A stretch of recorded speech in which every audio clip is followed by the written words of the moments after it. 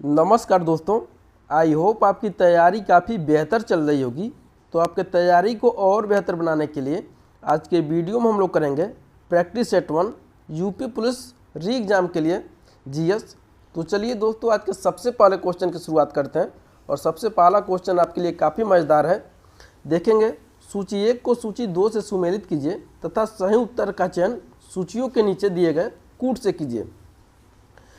तो आइए हम लोग मैचिंग करते हैं। एक साइड दिया है सूची 1, दूसरे साइड दिया है सूची 2। 1 में देखिएगा अनुच्छेद 14। अनुच्छेद 14 में दोस्तों क्या है? समानता का अधिकार। समानता का अधिकार कहाँ से कहाँ तक है? अनुच्छेद 14 से लेकर के अनुच्छेद 18 तक। नेक्स्ट देखिएगा अनुच्छेद 36। अनुच्छेद 36 में क्या है? तो अनुच्छेद 36 में दोस्तों नीति निर्देशक तत्व है। नेक्स्ट देखेंगे अनुच्छेद 74, अनुच्छेद 74, इसमें क्या है? मंत्रिपरिषद दिया गया है। और अनुच्छेद 368 में क्या है? तो संविधान संशोधन की प्रक्रिया दी गई है। तो मैच करना हम लोग को ए में देखिए 3 मैच यहाँ से करना है। ए में देखिए क्या है? 3 है। ए में देखिए कहीं 3 मिल रहा है तो सिर्फ यहाँ मिल रहा है, यानी ऑप्शन नंबर डी में क्या मिल रहा है? 3 मिल रहा है। तो इसी के आधार पर हम लोग का राइट आंसर क्या हो जाएगा? डी हो जाएगा। लेकिन नहीं, हम लोग पूरा मैच करेंगे। देखेंगे ऑप्शन बी में क्या है? अनुच्छेद 36, इसमें क्या है? यहाँ पे देखिए बी में 4। बी में 4 सिर्फ यही मिल रहा है, बाकी कहीं नहीं मिल रहा है। अगर ऊपर नीचे मतलब बी में सी में कहीं होता तो हम लोग रुकते। नेक्स्ट देखेंगे सी में क्या है? अनुच्छेद सी में हो जाएगा दोस्तों ऑप्शन नंबर 2, यानी सी में देखिए 2 कहीं मिल रहा है तो सी में सिर्फ 2 यहीं पे है। और डी में 1 अपने आप हो जाएगा, यानी राइट आंसर क्या हो जाएगा? Option number D. मैं आशा करता हूँ कि क्वेश्चन आपको समझ में आ गया होगा। तो आगे बढ़ेंगे हम लोग क्वेश्चन नंबर 2 पे। क्वेश्चन नंबर 2 है आपका, भारतीय संविधान की प्रस्तावना में पंथ निरपेक्ष शब्द जोड़ा गया। ऑप्शन ए देखिएगा 25वें संशोधन द्वारा, बी है 42वें संशोधन द्वारा, सी है 44वें संशोधन द्वारा और डी है 52वें संशोधन द्वारा। तो क्वेश्चन नंबर 2 का राइट आंसर हो जाएगा दोस्तों option number B. Option number B, यानी 42वें संविधान संशोधन 1976 के द्वारा। 42वें संविधान संशोधन याद रखना है आपको, 1976 के द्वारा भारतीय संविधान की प्रस्तावना में समाजवादी, तीनों याद रखना है, समाजवादी, पंथ निरपेक्ष और अखंडता शब्द जोड़ा गया था। अखंडता शब्द जोड़ा गया था। यह तीनों आपको याद रखना है। कभी कभी आपसे पंथ निरपेक्ष पूछेगा, कभी कभी आपसे पूछेगा प्रस्तावना में समाजवादी कब जोड़ा गया था, कभी कभी आपसे पूछेगा अखंडता शब्द कब जोड़ा गया था। तो याद रखिएगा 42वें संविधान संशोधन 1976 के द्वारा। आगे बढ़ते हैं क्वेश्चन नंबर 3 की तरफ। वेरी मोस्ट इंपॉर्टेंट क्वेश्चन है। यह 1857 से संबंधित क्वेश्चन है। देखेंगे सूची 1 को सूची 2 से सुमेलित कीजिए तथा सही उत्तर का चयन सूचियों के नीचे दिए गए कूट से कीजिए। एक साइड दिया है सूची 1, दूसरे साइड दिया है सूची 2। ऑप्शन ए देखिएगा, यानी ए में क्या है? झांसी, बी में है आपका लखनऊ, सी में है कानपुर और डी में है क्या? फैजाबाद। तो देखिएगा झांसी, झांसी में किसने नेतृत्व किया था 1857 के विद्रोह में? तो रानी लक्ष्मीबाई। ए का हो जाएगा दोस्तों 4। ए का हो जाएगा क्या हो जाएगा? 4 हो जाएगा। ए में देखिए 4 यहाँ पे भी है तो यहाँ पे भी है। तो इस आधार पे हम लोग राइट आंसर बता नहीं सकते हैं। ए भी हो सकता है, बी भी हो सकता है। नेक्स्ट देखिएगा, नेक्स्ट है दूसरे नंबर पे लखनऊ। लखनऊ कहाँ पे है? लखनऊ का नेतृत्व किसने किया था? बेगम हजरत महल। बेगम हजरत महल। बी में देखिएगा 3, बी में 3 यहाँ पे है, बाकी कहीं पे 3 नहीं है। तो इसके आधार पे हम लोग का राइट आंसर क्या हो जाएगा? इसके आधार पे राइट आंसर हम लोग का 1 हो जाएगा। बस इतना ही परीक्षा में करना है, ज़्यादा पढ़ना नहीं है। बस ऊपर एक बार नीचे देख लेना है कि क्या मैचिंग हो रहा है कि नहीं हो रहा अच्छा से। तीसरे नंबर पे देखिएगा कानपुर। कानपुर में दोस्तों कौन हो जाएगा? कानपुर में हो जाएगा अजमुल्ला खान, यानी कानपुर में नेतृत्व किसने किया था? अजमुल्ला खान ने। तो सी में देखिएगा 2, तो सी में सिर्फ 2 यहीं पे है और यहाँ पे भी है, लेकिन मैच हम लोग को चारों करना है। और डी में देखिएगा फैजाबाद। फैजाबाद का क्या हो जाएगा? मौलवी अहमद शाह। तो डी में देखिएगा 1, यहाँ पे भी 1 है। चारों मैच होना चाहिए। तो चारों मैच कहाँ पे हो रहा है? ऑप्शन नंबर ए में। तो राइट आंसर क्या हो जाएगा? Option number A. आगे बढ़ेंगे क्वेश्चन नंबर 4 पे। Question number 4 very most important है आपके लिए। उत्तर प्रदेश में प्रथम जय प्रौद्योगिकी पार्क स्थापित किया गया। ऑप्शन ए देखेंगे लखनऊ में, बी है आगरा में, सी है नोएडा में और डी है कानपुर में। तो तो क्वेश्चन नंबर 4 का राइट आंसर हो जाएगा दोस्तों ऑप्शन नंबर ए, यानी जो जय प्रौद्योगिकी पार्क है वो कहाँ पे है, लखनऊ में स्थापित किया गया था। याद रखिएगा इसको। नेक्स्ट क्वेश्चन देखेंगे क्वेश्चन नंबर 5। क्वेश्चन नंबर 5 है आपका रूर बेसिन प्रसिद्ध औद्योगिक क्षेत्र है। क्वेश्चन आपसे पूछा जा रहा है रूर बेसिन प्रसिद्ध औद्योगिक क्षेत्र है कहाँ का। ऑप्शन ए देखेंगे चीन का, बी है जर्मनी का, सी है जापान का और डी है यूनाइटेड किंगडम का।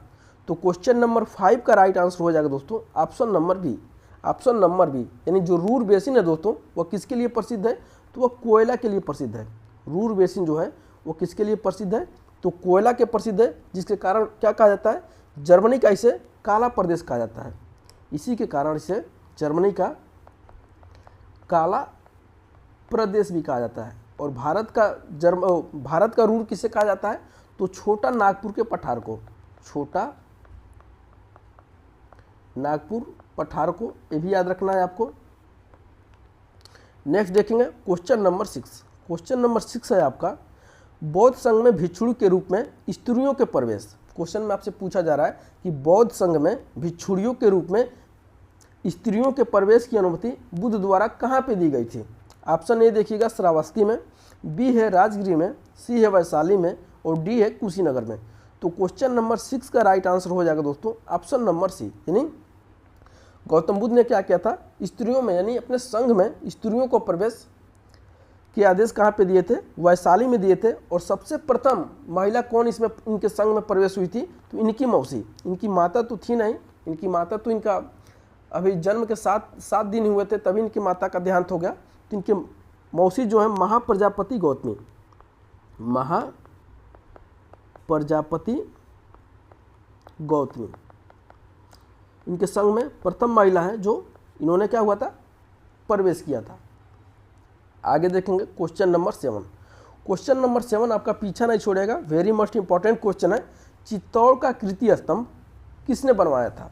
ऑप्शन ए देखिएगा राणा सांगा ने, बी है राणा प्रताप ने, सी है राणा कुंभा ने और डी है राणा उदय सिंह ने। तो क्वेश्चन नंबर 7 का राइट आंसर हो जाएगा दोस्तों option number C. Option number C, यानी देखिएगा जो राणा कुंभा है वो क्या हुए थे 1433 ईस्वी में। 1433 ईस्वी में राणा कुंभा ने क्या किया था, मेवाड़ का शासक बना था। कहाँ का शासक, तो मेवाड़ का शासक बना था। और एक मालवा का शासक था। कहाँ का शासक था, मालवा का शासक था, जिसका नाम क्या था दोस्तों, उसका नाम था महमूद खिलजी। महमूद खिलजी। कहानी पूरा समझ लीजिए, बस आपको ये नहीं याद रखना है कि चित्तौड़ का कृति स्तंभ किसने बनवाया, राणा कुंभा। इतना ही याद रख कर भूल जाएंगे आप, तो इतना मत याद रखें, बस पूरा कहानी जानिए कि 1433 ईस्वी में शासक बना था राणा कुंभा। कहाँ का, मेवाड़ का।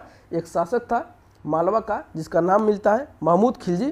तो जो मेवाड़ का शासक है राणा कुंभा ने क्या किया था, इस पर अपने विजय का दावा ठोका, यानी हम तुम पर विजय प्राप्त कर लिए किसी युद्ध में।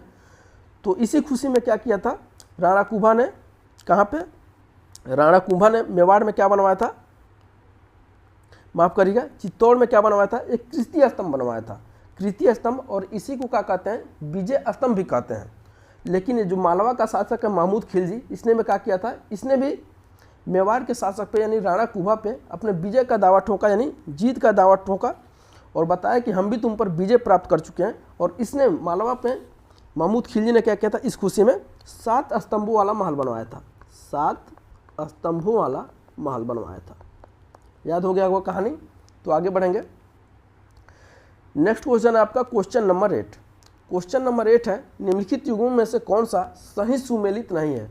पूछा जा रहा है कि आपसे सही सुमेलित नहीं है, इसलिए थोड़ा सा हम हेडलाइट कर दिया नहीं को, ताकि आपको क्वेश्चन जहाँ पे भी नहीं आए थोड़ा उसको गोला करना है, उस पर अलर्ट रहना है। पूछा जा रहा है इसमें सुमेलित नहीं है। ऑप्शन ए देखिएगा बाबर खानवा का युद्ध, बी है हुमायूं चौसा का युद्ध, सी है अकबर हल्दी घाटी का युद्ध और डी है जहांगीर बल का युद्ध। क्वेश्चन में आपसे पूछा जा रहा है इसमें से कौन सा सुमेलित नहीं है। तो क्वेश्चन नंबर 8 का राइट आंसर हो जाएगा दोस्तों ऑप्शन नंबर डी, यानी जो जहांगीर है और बल का युद्ध दिया गया है यही सुमेलित नहीं है। जो बल का युद्ध है दोस्तों किसके समय में हुआ था, तो शाहजहां के समय में। शाहजहां के समय में क्या हुआ था, बल का युद्ध हुआ था। ठीक है, कब, तो 1646 ईस्वी में। 1646 ईस्वी में क्या हुआ था, बल्क का युद्ध हुआ था शाहजहां के नेतृत्व में। बाकी ए बी सी तीनों ऑप्शन सही हैं। थोड़ा सा हम आपको बताएंगे।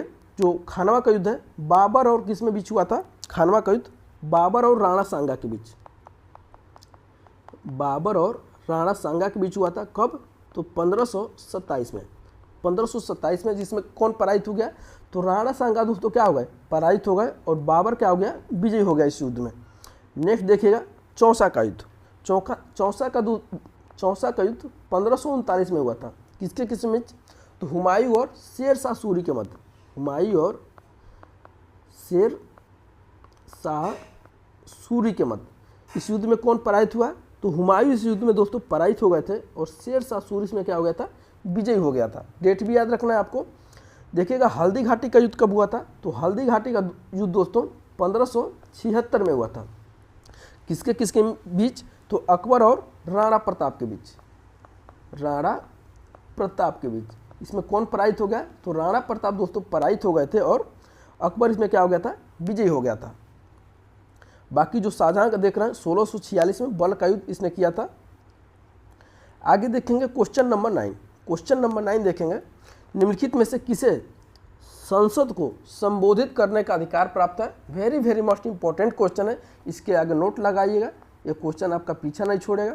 देखेंगे ऑप्शन ए है भारत के महान्यायवादी को, बी है भारत के मुख्य चुनाव आयुक्त को, सी है भारत के मुख्य न्यायाधीश को और डी है राष्ट्रीय सुरक्षा सलाहकार को। तो क्वेश्चन नंबर 9 का राइट आंसर हो जाएगा दोस्तों ऑप्शन नंबर ए, यानी संसद में संबोधित करने का अधिकार किसको प्राप्त है? तो भारत के महान्यायवादी को प्राप्त है। इसका उल्लेख कहाँ पे है? इसका उल्लेख दोस्तों अनुच्छेद किस में है? अनुच्छेद 76 यानी अनुच्छेद 76 में दिया गया है। और अनुच्छेद 76 के अनुसार राष्ट्रपति उस व्यक्ति को महान्यायवादी नियुक्त करेंगे जो उच्चतम न्यायालय का क्या हो? न्यायाधीश बनने की योग्यता रखता हो। याद हो गया होगा आपको। तो जो आपका महान्यायवादी होता है वो क्या होता है? भारत का प्रथम विधि अधिकारी होता है। अब आपसे एक क्वेश्चन यहाँ पे पूछेगा कि भारत का प्रथम विधि अधिकारी कौन होता है? तो महान्यायवादी। लिख देते हैं, भारत का प्रथम विधि अधिकारी होता है कौन? महान्यायवादी होता है। याद रखिएगा, very very most important line है। जो महान्यायवादी आपका वो संसद का सदस्य नहीं होता है। आपको पता है दो है, लोकसभा और राज्यसभा, ये किसी का क्या होता है? सदस्य नहीं होता, लेकिन इन दोनों में बोल सकता है। तो यही क्वेश्चन आपसे पूछा गया है, संसद को संबोधित कौन करेगा? तो महान्यायवादी। इसका उल्लेख कहाँ पे है? तो अनुच्छेद 76 में। इसकी नियुक्ति कौन करता है? तो प्रेसिडेंट यानी राष्ट्रपति करता है। बस आगे देखेंगे क्वेश्चन नंबर 10। नवयुवकों द्वारा 18 वर्ष की आयु पर मताधिकार की पहली बार प्रयोग किया गया था आम चुनाव में। ऑप्शन ए देखिएगा 1987, बी है 1988, सी है 1989 और डी है 1990। तो क्वेश्चन नंबर 10 का राइट आंसर हो जाएगा दोस्तों, क्वेश्चन नंबर 10 का राइट आंसर हो जाएगा option number C. Option number C यानी 1989 में क्या हुआ था? पहली बार क्या हो गया था? प्रयोग किया गया था। और इसमें क्या है? 61वां संविधान संशोधन। याद रखना है, 61वां संविधान संशोधन 1988 के तहत, 1988 के तहत जो मताधिकार की आयु होती थी 21 वर्ष होती थी। पहले क्या होती थी? 21 वर्ष होती थी, इसको घटा करके 18 वर्ष कर दिया गया था 61वां संविधान संशोधन 1988 के तहत। तो ये आपसे क्वेश्चन में पूछा जा रहा है 18 वर्ष की कब कर दिया गया था? तो 61वां संविधान संशोधन 1988 के तहत। लेकिन पहली बार प्रयोग कब हुआ था? तो 1989 के चुनाव में हुआ था। माफ करिएगा। क्वेश्चन नंबर 11 देखेंगे, वाहनों में पृष्ठ दृष्टि दर्पण के रूप में किस दर्पण के प्रयोग में लाया जाता है? ऑप्शन ए देखिएगा समतल दर्पण, बी है अवतल दर्पण, सी है उत्तल दर्पण और डी है प्रतिपिप्ता। तो क्वेश्चन नंबर 11 का देखेंगे दोस्तों, क्वेश्चन नंबर 11 का हो जाएगा option number C, option number C. बाकी जो समतल है, अवतल है और प्रतिपीत है, ये ऑप्शन में नहीं रहे, माफ करिएगा ये राइट नहीं है। इसका राइट आंसर क्या हो जाएगा? उत्तल दर्पण। नेक्स्ट देखेंगे क्वेश्चन नंबर 12। क्वेश्चन नंबर 12, निम्नलिखित में से किसका निर्माण हमारे शरीर में नहीं होता है? क्वेश्चन नंबर 12 है आपका, निम्नलिखित में से किसका निर्माण हमारे शरीर में क्या हो रहा है, नहीं हो रहा है। Very very must important question है। ऑप्शन ए देखिएगा विटामिन ए, बी है एंजाइम, सी है प्रोटीन और डी है हार्मोन। तो क्वेश्चन नंबर 12 का राइट आंसर हो जाएगा दोस्तों ऑप्शन नंबर ए, यानी जो विटामिन ए है उसका निर्माण हमारे शरीर में क्या होता है, नहीं होता है। बाकी एंजाइम का होता है, प्रोटीन का होता है, हार्मोन का होता है। थोड़ा सा आपके जानकारी के लिए बता दें दोस्तों, विटामिन कितने प्रकार के होते हैं, तो vitamin A, B, C, D, E और के, 1 2 3 4 5 6 विटामिन कितने प्रकार के हैं, तो 6 प्रकार के हैं। लेकिन बी जो है vitamin B1, B2, B6, B5 बहुत से विटामिन है, तो इसको पूरे संपूर्ण को क्या कहते हैं, विटामिन बी कम्प्लेक्स के नाम से जाना जाता है। और थोड़ा सा जानिएगा, विटामिन जो बी है और सी है, वो बी और सी किसमें घुलनशील हैं, तो बी और सी जल में घुलनशील हैं। बाकी ए सी माफ करिएगा ए डी ई के क्या है, ए डी ई के किसमें घुलनशील है, तो वसा में घुलनशील है। और विटामिन ए की प्राप्ति के लिए दोस्तों हरी सब्जियां, विटामिन ए की प्राप्ति के लिए हरी सब्जियां, दूध, मछली, अंडा, घी से प्राप्त किया जा सकता है। नेक्स्ट क्वेश्चन देखेंगे, क्वेश्चन नंबर 13। यदि कोई व्यक्ति हरी सब्जियां खाना बंद कर दे, यदि कोई व्यक्ति हरी सब्जियां खाना बंद कर दे तो उसे रतौंधी हो जाएगी। और कारण देखिएगा आर, उसमें क्या हो जाएगा, विटामिन ए की कमी हो जाएगी। अभी आपको ऊपर ही बताया है कि हरी सब्जियों में विटामिन ए प्राप्त होता है अच्छा मात्रा में, गाजर से भी प्राप्त होता है। नीचे देखेंगे, नीचे दिए गए कूट से सही उत्तर का चयन कीजिए। ऑप्शन ए है ए एवं आर दोनों क्या है, सही है और आर ए का सही व्याख्या करता है। बी देखिएगा ए एवं आर दोनों सही है, परंतु आर जो है ना, ए आर है, ए का क्या करता है, सही व्याख्या नहीं करता है। सी देखिएगा ए सही है, आर गलत है। डी देखेंगे ए गलत है, आर सही है। तो क्वेश्चन नंबर 13 का राइट आंसर हो जाएगा दोस्तों ऑप्शन नंबर ए, यानी ए और आर दोनों क्या है, सही है और आर ए का क्या करता है, सही व्याख्या भी करता है। आप हरी सब्जियां खाइए। ओ सॉरी, आगे देखेंगे question number 14, question number 14। Uttar Pradesh का राजकीय पक्षी है, इसलिए क्वेश्चन को लिए हैं, कितने आदमी घबरा करके गलत कर देंगे। तो उत्तर प्रदेश का राजकीय पक्षी है, ऑप्शन ए देखिएगा मोर, बी है तोता, सी है सारस और डी है कोयल। तो क्वेश्चन नंबर 14 का राइट आंसर हो जाएगा दोस्तों ऑप्शन नंबर सी, यानी उत्तर प्रदेश का जो राजकीय पक्षी है वो क्या है, सारस है। ऑप्शन नंबर ए में देखिएगा ऊपर ही मोर दिया गया है, कितने आदमी ऊपर ही खचाक से नाम मारेंगे मोर, लेकिन मोर हो जाएगा गलत। ये आपसे राष्ट्रीय पक्षी नहीं, उत्तर प्रदेश का राजकीय पक्षी पूछा जा रहा है, तो सारस हो जाएगा। क्या हो जाएगा दोस्तों, सारस हो जाएगा। बढ़ते हम लोग अपने अंतिम क्वेश्चन की तरफ। अति लोकप्रिय धार्मिक पत्रिका कल्याण कहाँ से प्रकाशित होती है। ऑप्शन ए देखिएगा मथुरा से, बी है गोरखपुर से, सी है ऋषिकेश से और डी है वाराणसी से। तो क्वेश्चन नंबर 15 का राइट आंसर हो जाएगा दोस्तों ऑप्शन नंबर बी, यानी जो अति लोकप्रिय धार्मिक पत्रिका जो कल्याण है वो कहाँ से प्रकाशित होती है, गोरखपुर से। कहाँ से, तो किस प्रेस से, तो गीता प्रेस से, गीता प्रेस से। तो कैसा लगा आज का क्वेश्चन, कमेंट करके हमें ज़रूर बताइएगा। अगर चैनल पर नए होंगे तो वीडियो को लाइक और चैनल को सब्सक्राइब करिएगा और इस वीडियो को अपने दोस्तों के साथ ज़्यादा से ज़्यादा शेयर करिएगा। तो मिलते हैं दोस्तों अगले वीडियो में, तब तक के लिए बहुत बहुत धन्यवाद।